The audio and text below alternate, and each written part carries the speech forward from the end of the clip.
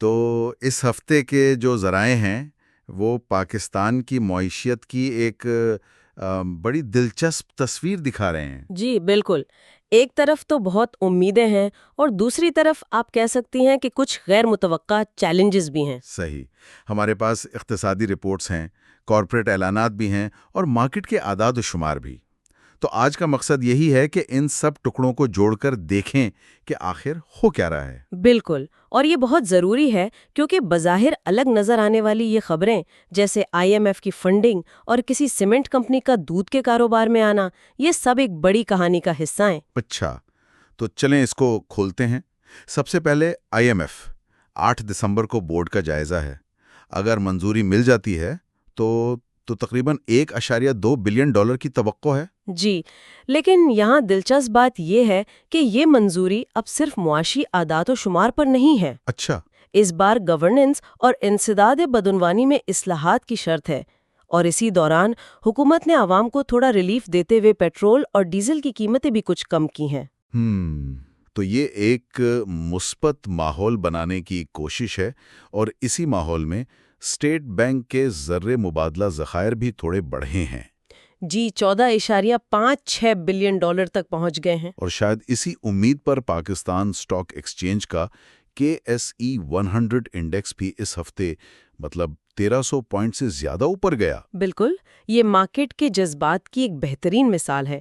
سرمایہ کار مستقبل کی توقعات پر سرمایہ کاری کر رہے ہیں۔ یعنی وہ IMF کی منظوری کی امید میں پہلے سے ہی پوزیشن لے رہے ہیں۔ جی، اور حکومت نے بھی ٹریجری بلز اور سکوک کی نیلامی میں $1 ٹریلین سے زیادہ اکٹھا کیا ہے، جو سرمایہ کاروں کے اعتماد کو ہی ظاہر کرتا ہے۔ ٹھیک ہے، تو یہ تو ہو گئی بڑی تصویر۔ اب ذرا زمینی حقائق پر آتے ہیں، جہاں تصویر تھوڑی مختلف ہے۔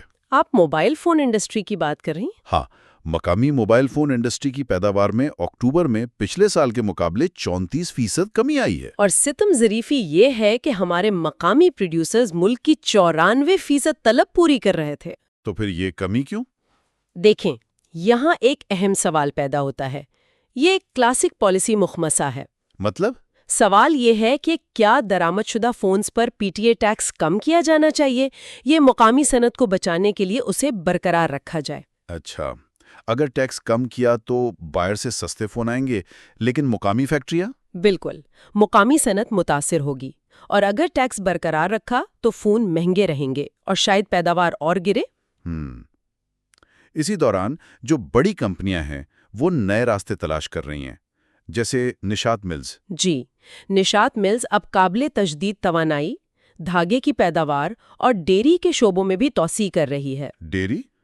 ٹیکسٹائل کی اتنی بڑی کمپنی اور ڈیری کا شعبہ؟ اور صرف نشاط ہی نہیں، DG خان سیمنٹ کمپنی کی ذیلی کمپنی نشاط ڈیری، ترکی کی ایک مشہور کمپنی سوتس کے ساتھ مل کر ملک فیلڈز کے نام سے ایک نیا دودھ کا برانڈ لا رہی ہے۔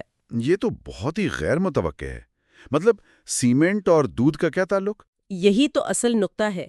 یہ اس بات کی علامت ہے کہ بڑی صنعتی کمپنیاں بھی اب صارفین کی روزمرہ کی مصنوعات میں اپنا مستقبل دیکھ رہی ہیں۔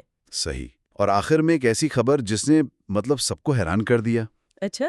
ایک ایئر بس کو گراؤنڈ کر دیا گیا، لیکن وجہ کوئی تکنیکی خرابی نہیں تھی۔ تو پھر کیا وجہ تھی؟ وجہ تھی سورج۔ کیا؟ سورج؟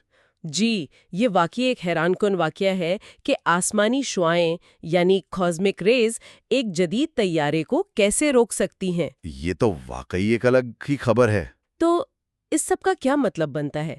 ایک طرف معاشی استحکام کی امیدیں ہیں جو IMF اور سٹاک مارکیٹ سے جڑی ہیں، اور دوسری طرف صنعتوں کو چیلنجز کا سامنا ہے اور وہ نئے کاروباری موقع ڈھونڈ رہی ہیں۔ بالکل، اور یہاں ایک سوچنے والی بات یہ ہے کہ جب پاکستان کے بڑے صنعتی ادارے جیسے نشاط اور DG سیمنٹ جو ٹیکسٹائل اور تعمیرات کے ستون سمجھے جاتے ہیں، جی، جب وہ ڈیری جیسی صارفی مصنوعات میں بھاری سرمایہ کاری کر رہے ہیں، تو کیا یہ ملک کے صنعتی مستقبل کے بارے میں کوئی اہم اشارہ دے رہا ہے؟ ایک بہت گہرا سوال ہے۔ یعنی کیا مستقبل کی ترقی بڑی صنعتوں میں ہے یا پھر روزمرہ کی گھریلو اشیاء میں؟